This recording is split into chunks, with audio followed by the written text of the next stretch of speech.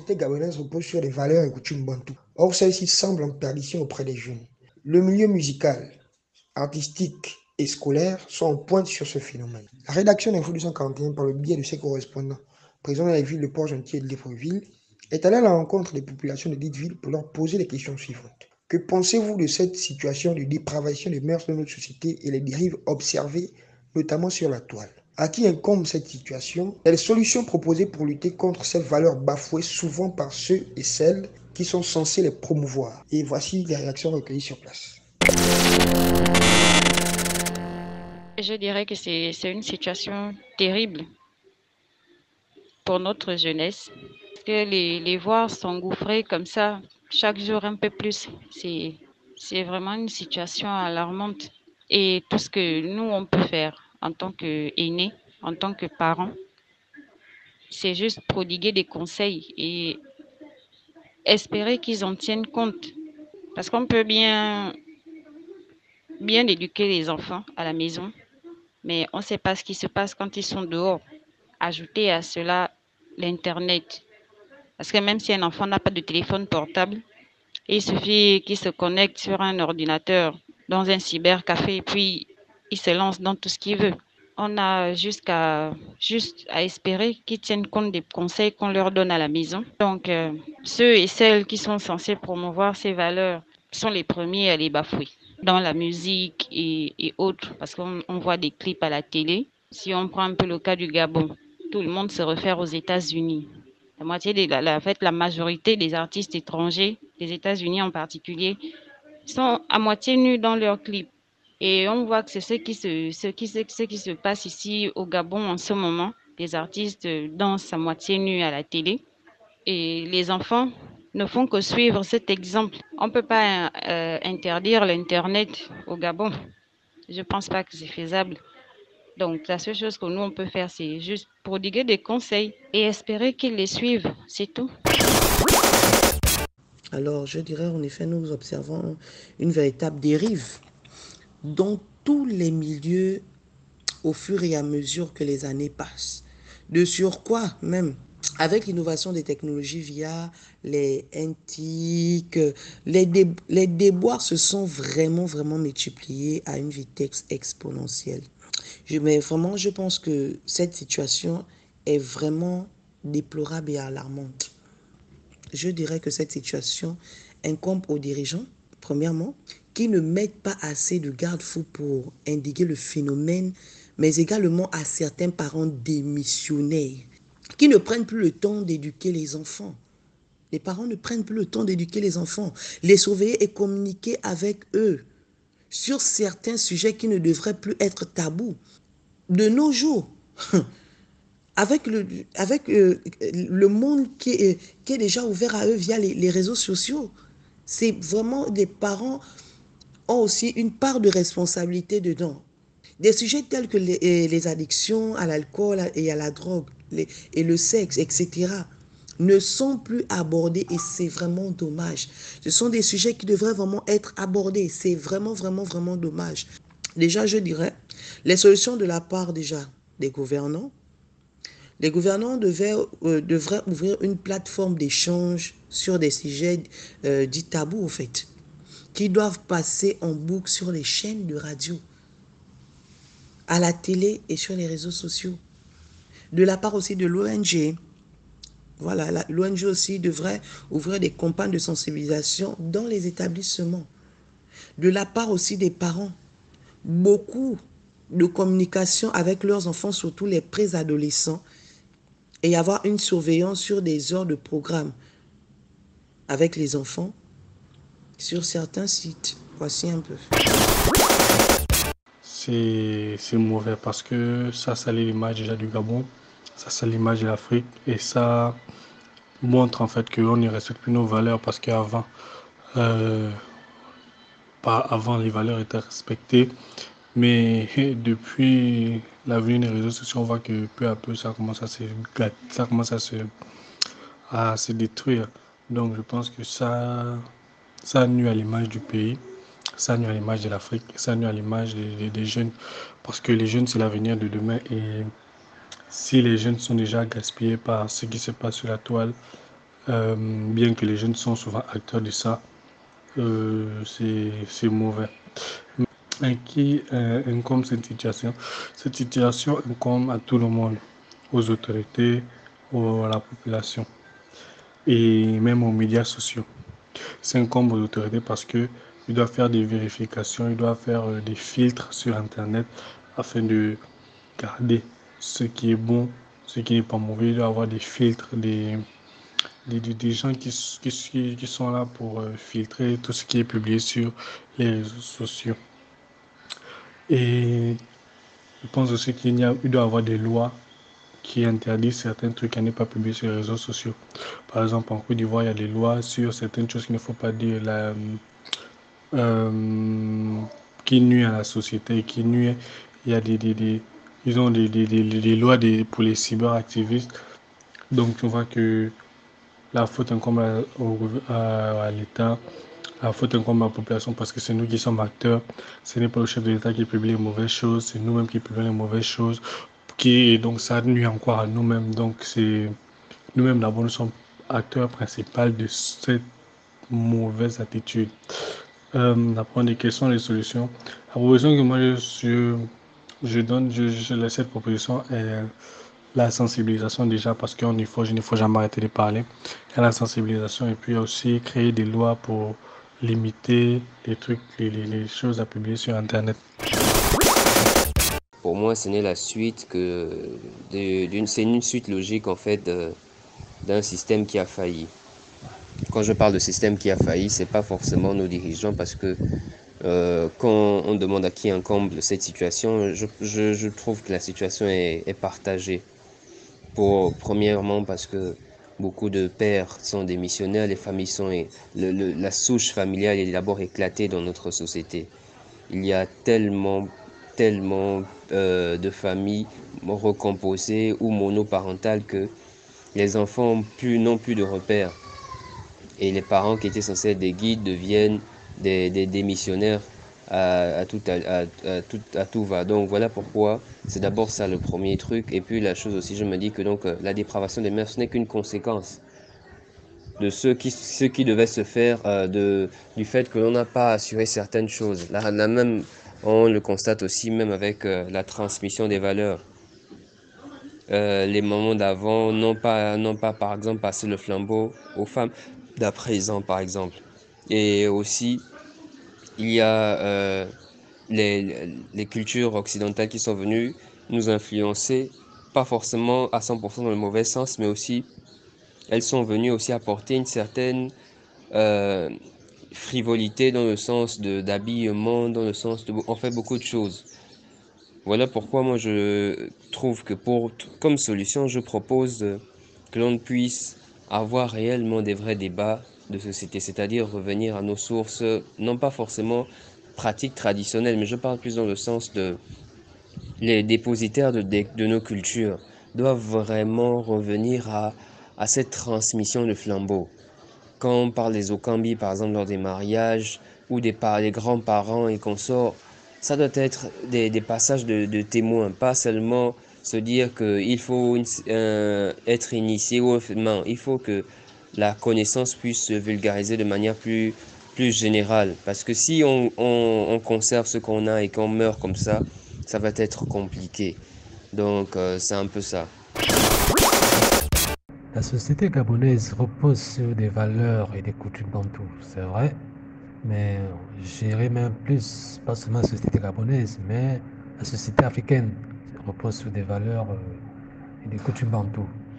Mais force est regrettable de constater que ces valeurs et ces mœurs sont bafouées de nos jours. Dans les milieux, vous voyez, dans les milieux scolaires, les milieux artistiques et bien d'autres milieux. Par exemple, pendant le milieu scolaire, des enfants qui vont sur les réseaux sociaux avec des danses immorales sur les médias.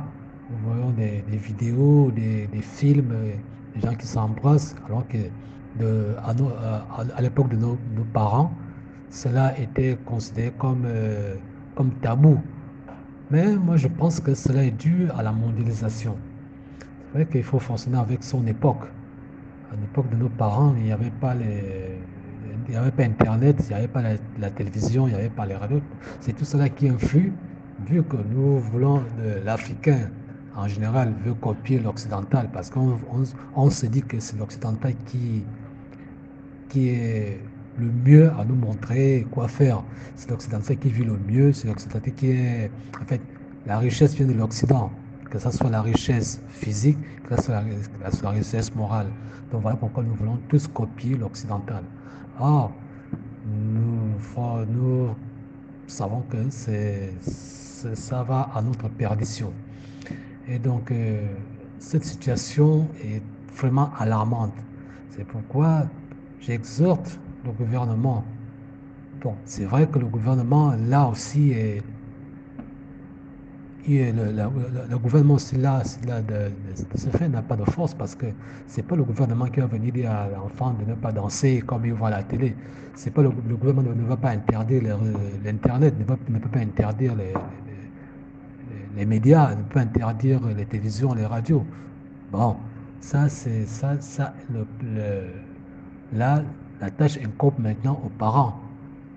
C'est maintenant nous, les parents d'aujourd'hui, parce que les parents, nos parents nous ont inculqué une valeur et force est regrettable de voir que ces valeurs sont en train de disparaître. Maintenant, nous, parents d'aujourd'hui, nous devons recourir aux valeurs ancestrales, tant pour moi, pour que notre coutume et nos valeurs ne disparaissent pas.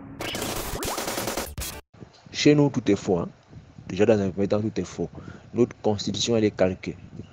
La constitution est censée être le miroir, le fondement de la fondation d'un pays sur lequel tout citoyen doit s'appuyer. Mais si cette constitution-là est déjà calquée, c'est une constitution qui vient d'ailleurs, mais qui ne cadre nullement avec nos réalités, avec nos us et coutumes, mais on doit s'attendre à quoi? À ce qui se passe aujourd'hui. La société française, c'est un exemple pour nous? Non, ce n'est pas un exemple. Quelle est cette société où on apprend à un enfant à parler mal à son parent, à son père ou à sa mère? C'est les Français. Mais aujourd'hui, qu'est-ce qui se passe aujourd'hui? C'est ce qu'on va apporter chez nous. Mais le politicien participe entièrement à la destruction de notre société. Il n'y a rien à dire là-dessus. Ils vont te raconter des conneries à gauche. La mondialisation ne veut pas dire forcément qu'on doit s'oublier. D'où l'on vient? D'où on vient? D'où on vient? On doit comprendre d'abord d'où on vient. Mais qu'est-ce que tu veux? Tout ça ne sont que les conséquences de cette fausseté qu'on a créée, ce fondement, ce miroir qui est complètement fissuré. Parce que ça ne reflète pas nos réalités à nous. Montesquieu a écrit un livre qu'on appelle la loi de l'esprit. Les Français, il a bien dit quoi? Il disait que, il dit dans son livre que un état de droit, une démocratie, etc., doit s'inspirer de sa culture, doit s'inspirer de sa coutume, doit s'inspirer de la religion, de sa religion, ainsi de suite.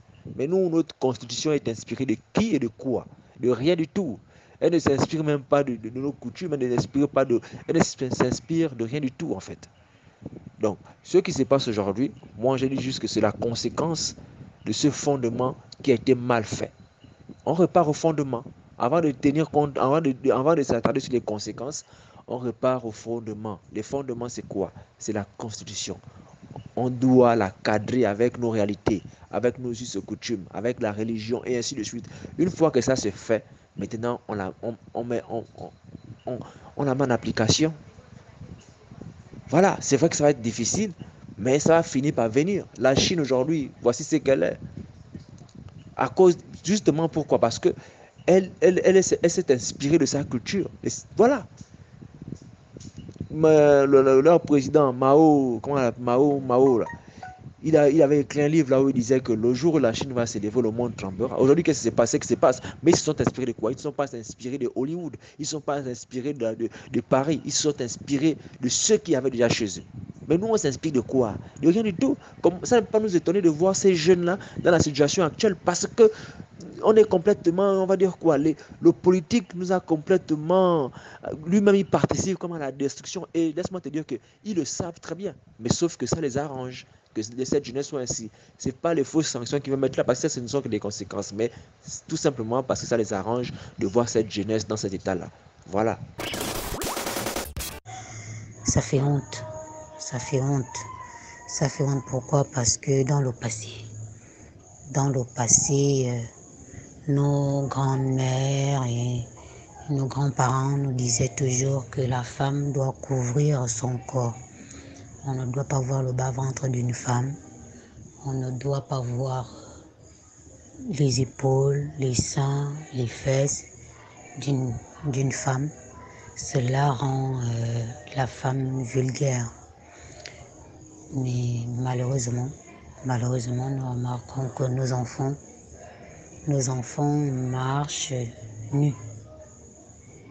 Et quand tu essaies un peu de ramener certains à la raison, ils vont te dire nous sommes au XXIe siècle, nous ne sommes plus à votre époque. Si votre grand-mère vous disait cela, c'était à leur époque. C'est triste, c'est vraiment triste parce que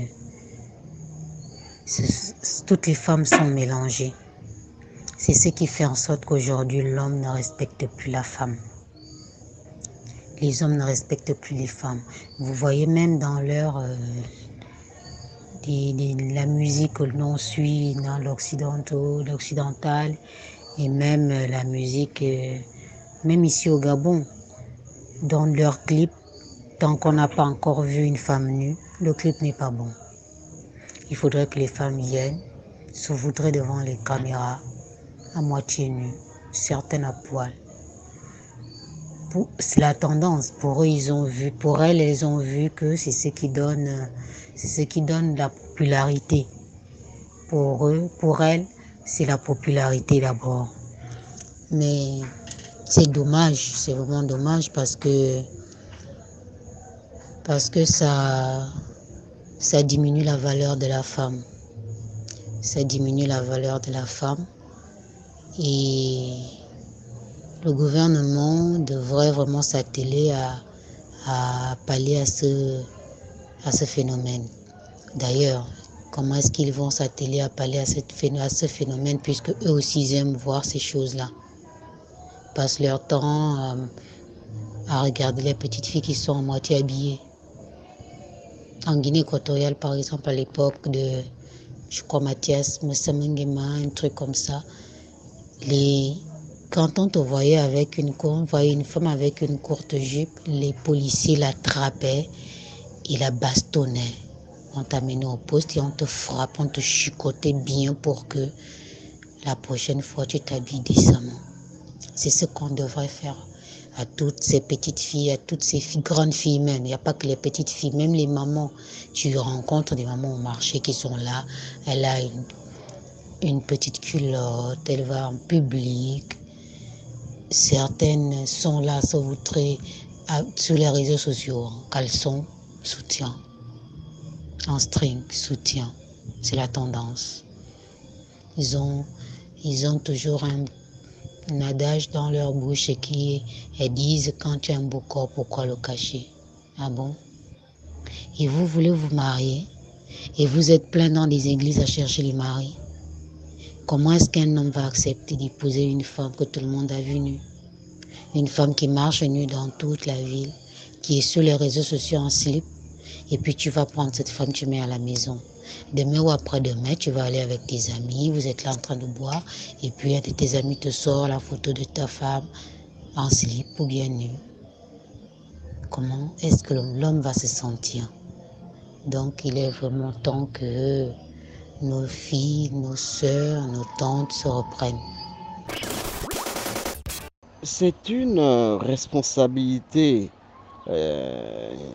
excusez-moi, pour hiérarchiser,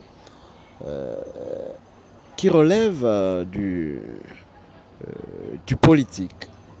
Autrement dit, les politiques n'ont pas assez vulgarisé les aspects culturels et traditionnels du pays.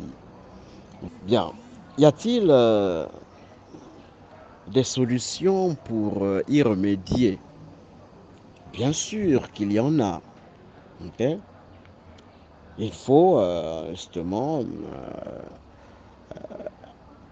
prévoir dans les manuels scolaires, dans les programmes scolaires, n'est-ce pas, les notions relatives à l'identité spécifique du Gabon. Okay? Il faut rendre davantage éclairant la culture et la tradition. Il faut que les jeunes, les apprenants du 21e siècle, sachent ce qui s'est passé autrefois et ce qui se passe encore de nos jours dans la tradition et les cultures gabonaises, okay, qui sont d'ailleurs très riches au regard de leur diversité. Voilà. Bon, maintenant, il faut souffrir d'une certaine honnêteté et se dire, peut-on véritablement y remédier dans une société gabonaise de plus en plus occidentalisée? Telle est la question. Okay? Pourquoi? Parce que simplement la base a été faussée dès le départ.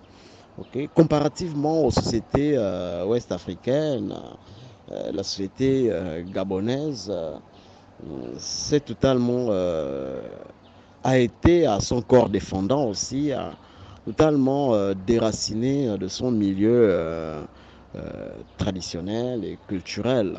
Okay? Cela a aussi été le résultat d'un exode rural massif, okay? Lié aux conséquences du mal développement du pays en lui-même. Okay? Voilà. Donc, du coup, c'est vrai que des solutions peuvent être envisagées pour remédier à ces faits de dépravation des mœurs liés au déracinement des cultures et des traditions. Okay? Mais aujourd'hui, est-ce encore possible? Okay? Aussi, pour terminer, probablement, okay, les mécanismes juridiques qui sont aujourd'hui mis en place, okay, malheureusement, il faut le dire, n'encouragent pas, okay, le retour aux valeurs traditionnelles et culturelles. Okay, le nouveau code civil, par exemple, émet désormais le principe d'égalité entre l'homme et la femme, par exemple. Okay, du coup, ceux qui tentent à remettre en cause le rôle traditionnel même de l'homme en tant que chef de famille, en tant que garant, okay, du bien-être, du mieux-être familial. Okay,